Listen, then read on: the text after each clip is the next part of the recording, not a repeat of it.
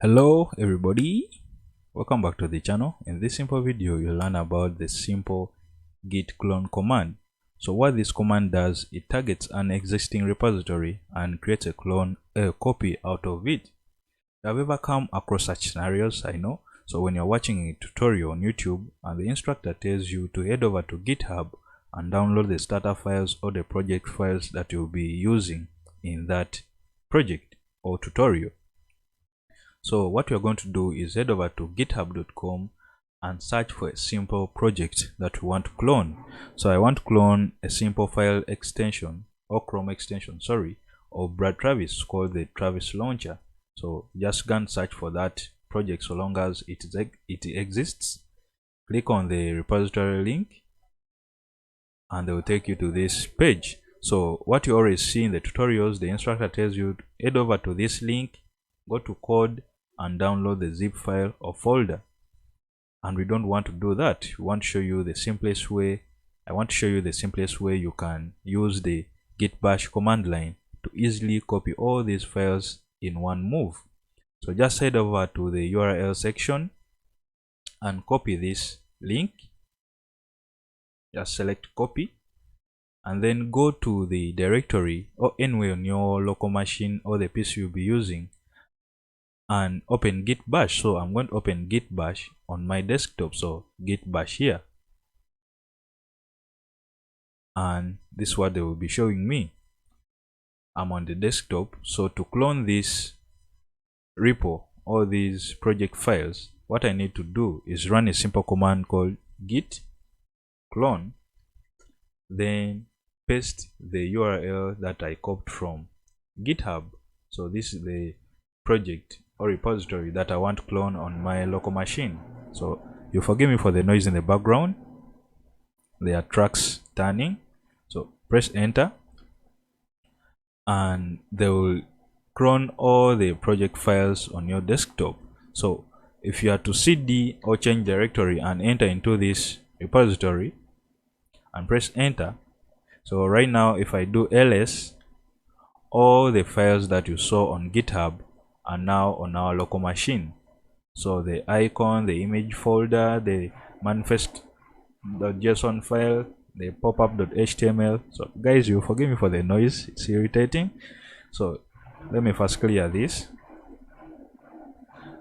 Right now, if you are to run a simple command, Jesus Christ, guys, I'm going to pause this video and get back to you soon. Alright, welcome back. So the guys have stopped turning their tracks here, and the command that I was trying to talk about was the git log. So when you run this command, you see the various commits that were made on this project. So if you press enter, let me first clear the git bash times it git log. So they will show you the different types of commit that Brad Travis made on this project. Remember, we have cloned it from his repository and we are seeing whatever stuff he made on it. So right now, this was the first commit, the initial commit, and then someone called Anat made a pull request and modified on the user interface. So the commit he wrote was better UI, so better user interface. Then when Brad Travis was happy with the changes, he made a merge pull request and merged all the changes that Anat made.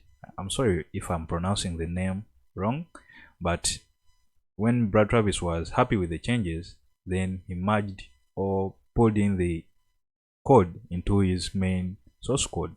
And as you can see on the right hand side here, where they are showing contributors, there is Brad Travis, the owner, and Anat, the one who added some better user interface on that extension. So this is the command that you run in case you want to see the previous commits that were made on that project. Let me first clear the git bash. So another command that I want to show you is called the git remote -v. So what this command does, it shows you the origin URL. So where you, in case you modify the source code and try to push back to the server, this is the URL that you'll be pushing to.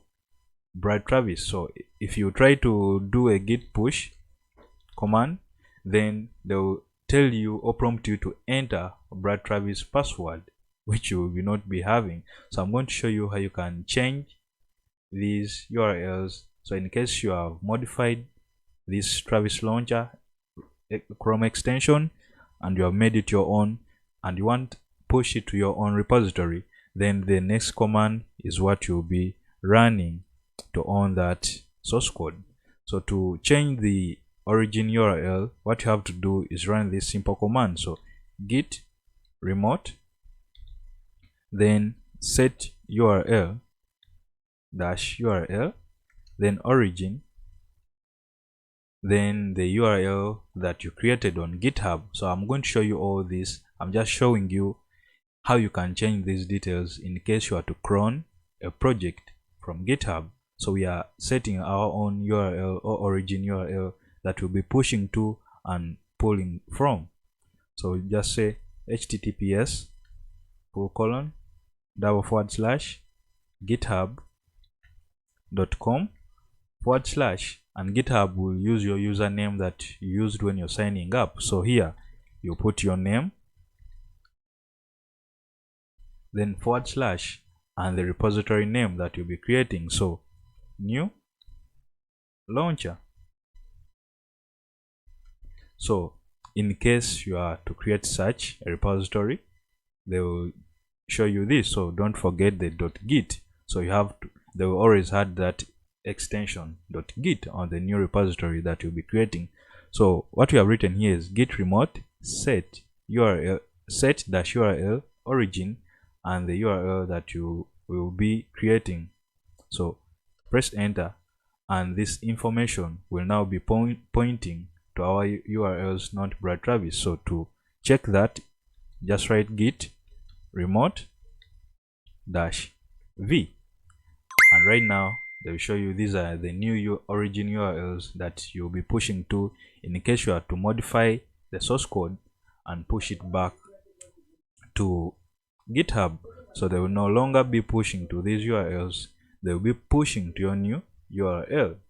So guys, if all these commands that I have shown you don't make sense right away, Git has you covered. So this git bash has inbuilt, let's say, documentation.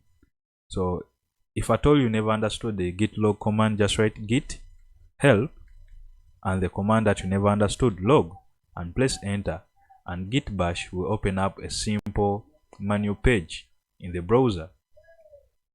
So as you can see, git log shows the commit logs. So remember when we did git log, they showed us all the commit logs, so all the information, so you can read about that command in details. So all the flags you can pass, everything that you need to know about that command. So let me first clear that. Then the next command I showed you was git remote. So you just say git help, and then remote. So this is the command. Let's say you never understood where the remote command, just press enter and you open up the manual page and they will tell you what it does: manage set of tracked repository. And the set URL flag that we pass through, you can easily see it here. So changes the URLs for the remote. So remember, we changed from the Brad Travis URLs to our own URLs. So when you say remote, git remote -v, then these are the new URLs that we set. So you can see how useful this documentation or manual pages be. So in case you don't know anything about that command that we did, just run and do this. Very simple.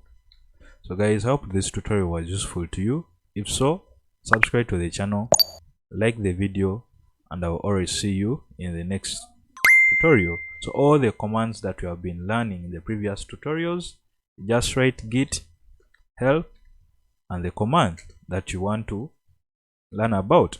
So status, enter, and it will open up the manual page in the browser. So shows the working tree status. Very simple. Peace. I'll see you in the next tutorials.